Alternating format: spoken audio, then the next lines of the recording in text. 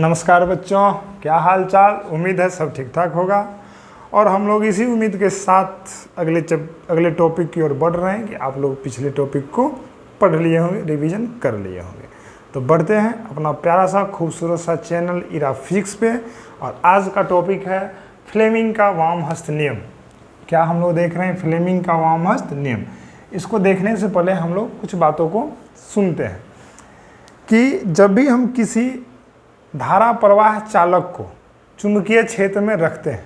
धारा प्रवाह चालक का ये मतलब है कि मान लीजिए कोई चालक है, मान लीजिए ये मार्कर अपना क्या है, चालक है, और इसमें विद्युत धारा का प्रवाह हो रहा है।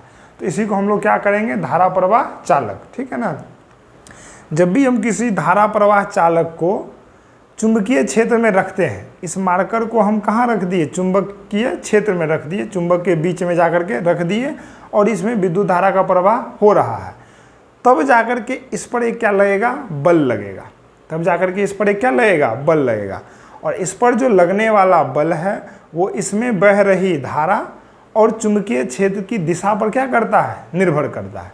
बात को समझ लिए कि जब भी किसी हम धारा प्रवाह चालक को, मतलब वैसा चालक जिससे विद्युत धारा का प्रवाह होता है, उसको जब हम चुंबकीय क्षेत्र में रखते हैं तो उस पर एक बल लगता है, और उस पर लगने वाला जो बल का दिशा और परिमाण होता है वो उसमें प्रवाहित धारा और चुंबकीय क्षेत्र का शक्ति पर क्या करता है, निर्भर करता है। तो उसका दिशा किधर होगा, मतलब उस पर जो बल लगेगा, चालक को चुंबकीय क्षेत्र में रखने पर जो बल लगेगा, उस बल को हम लोग किसकी मदद से देखेंगे कि किधर की ओर लगेगा, तो उसी का नाम है फ्लेमिंग का वामहस्त नियम। उसी का क्या नाम है, फ्लेमिंग का वामहस्त नियम। तो फ्लेमिंग के वामहस्त मतलब बाएं हाथ के नियम से हम उस बल को पता करते हैं जब किसी चालक को चुंबक क्षेत्र में रखते हैं, तो उस पर जो बल लगता है उसी को हम लोग पता करते हैं किसकी मदद से, फ्लेमिंग के वामहस्त नियम की मदद से। ठीक है बच्चों, मतलब बायां हाथ का इसमें कमाल होने वाला है। पढ़ते हैं क्या लिखे हैं यहाँ पे। यदि हम अपने बाएं हाथ की 3 उंगलियां मध्यमा, तर्जनी और अंगूठा, मतलब ये हो गया, ये वाला उंगली हो गया मध्यमा, ये हो गया तर्जनी, और ये क्या हो गया, अंगूठा। तो इसी तीनों उंगली की हम लोग बात कर रहे हैं, और बाएं हाथ की उंगली को, लेफ्ट हैंड की उंगली की बात कर रहे हैं। मध्यमा, तर्जनी, अंगूठा, ठीक है ना। बाएं हाथ की 3 उंगलियां मध्यमा, तर्जनी तथा अंगूठा को परस्पर लंबवत फैलाएं।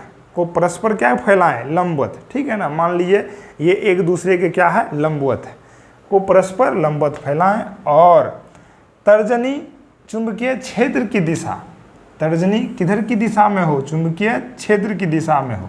ये जो तर्जनी है बीच वाला, ये किसकी दिशा में हो, चुंबकीय क्षेत्र की दिशा।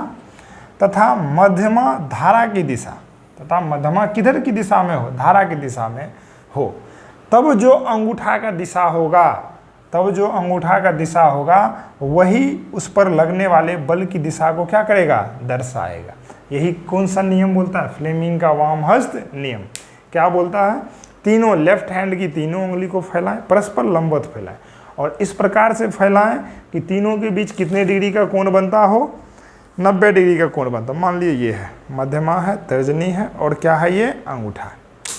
गिर जा रहा है, भावनाओं को समझना है, भावनाओं को, ठीक है ना। ये है, ठीक, ये है। मान लिए ये अंगूठा है, ये तर्जनी है, ठीक है ना, और नहीं ये मध्यमा है, और ये क्या है, तर्जनी है। तो हम लोग को क्या करना है, तर्जनी को क्षेत्र की दिशा में रखनी है, मतलब चुंबकीय क्षेत्र की दिशा में रखनी है, ठीक है ना।